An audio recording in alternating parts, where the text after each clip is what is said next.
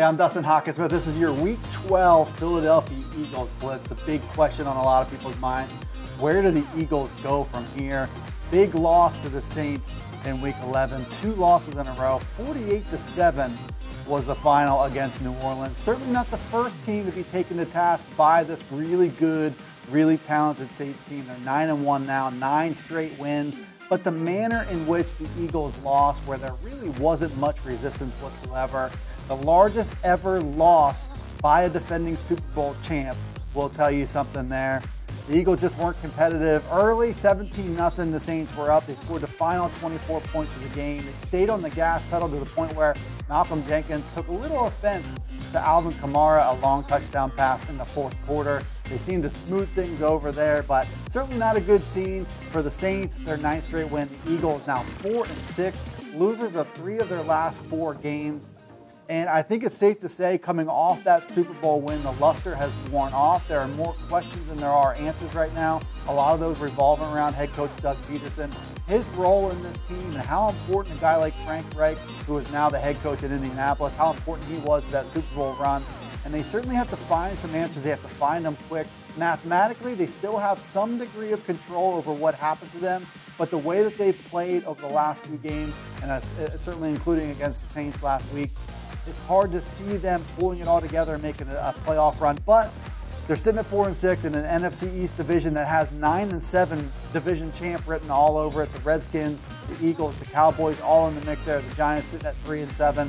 The Eagles play the Redskins, Giants, and Cowboys in each of the next 3 weeks, so they do have some control. It all starts this week, against the New York Giants.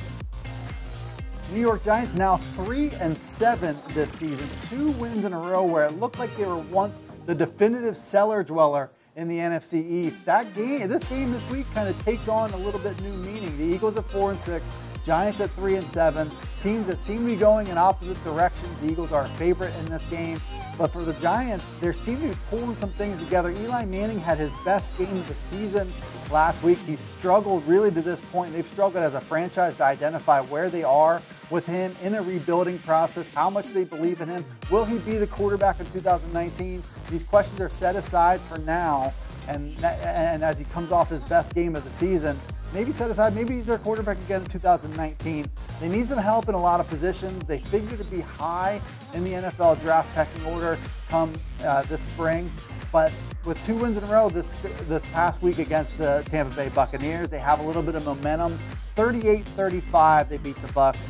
That Bucs team issues of their own, but Eli Manning, 17 out of 18, 1 incompletion in that game, 231 yards, 2 touchdowns. Saquon Barkley, their talented running back, really productive, a lot of catches out of the backfield, but he looked like a different runner in that game, did a lot more damage north-south, was hitting holes with a little bit more authority in that one. That could spell trouble against this Eagles team. 142 yards, 3 total touchdowns in that game. This game, by no means an afterthought for the Eagles. I think they have to win if they want to keep the playoffs anywhere in a realistic scenario there, and we'll see what happens this week against the Giants. All right, a few matchups to watch, storylines to watch. Eagles-Giants coming up in Week 12. The number one thing I would say, the Eagles' run defense, defending Saquon Barkley. A couple weeks ago against Dallas, the one big mission was to keep Ezekiel Elliott under control, keep him under wraps. You got a shot to win the game. They weren't able to do that. If they're able to do that against Saquon Barkley this time at home, I think they've got a decent shot to win this game.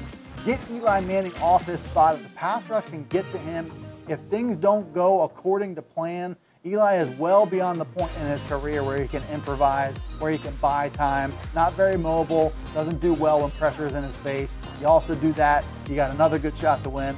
You get the ball rolling on offense. I think that's the number one priority. Win or loss in this game is to start to see some progress and start to bring some of these pieces together. Mike Rowe, their offensive coordinator, really kind of a one-man man at this point. Let's see what the game plan looks like. Can you get Golden Tate, your new weapon, involved? Can you involve Alshon Jeffrey? Can you get the running backs and Josh Adams going? You do all those 3 things, you check those boxes, I think the Eagles have a great shot to win this game, bring their record to 5-6, and then we'll see what happens after that. All right, Eagles 6-point favorites going into this matchup. Over-under is set at 46 points. Daniel Gallen, our beat reporter for the Philadelphia Eagles, joins us now to give us his key matchup in this game and a prediction. It's a must-win game for the Eagles. They enter the weekend at 4-6. They trail the Washington Redskins by 2 games, and their next 3 games are against NFC East divisional opponents. If the Eagles want to make the playoffs, it's probably going to be as the NFC East champion. Eagles beat the Giants by 21 points earlier this year in their most dominant game of the season, but things look a little different now. The Eagles have struggled, they're ravaged by injuries, and the Giants have won 2 straight games. The big key for the Eagles this weekend will be containing former Penn State star running back Saquon Barkley, who rushed for a career-high 142 yards and 2 touchdowns last week. The Eagles allowed 4.7 yards per carry to Alvin Kamara, Mark Ingram, and the New Orleans Saints last week, so they're going to have to work hard to contain Barkley. They could be getting some help this weekend, though, after the Eagles activated defensive tackle Tim Jernigan from the NFI list, but it remains to be seen how much he can do. Jernigan hasn't played since the Super Bowl.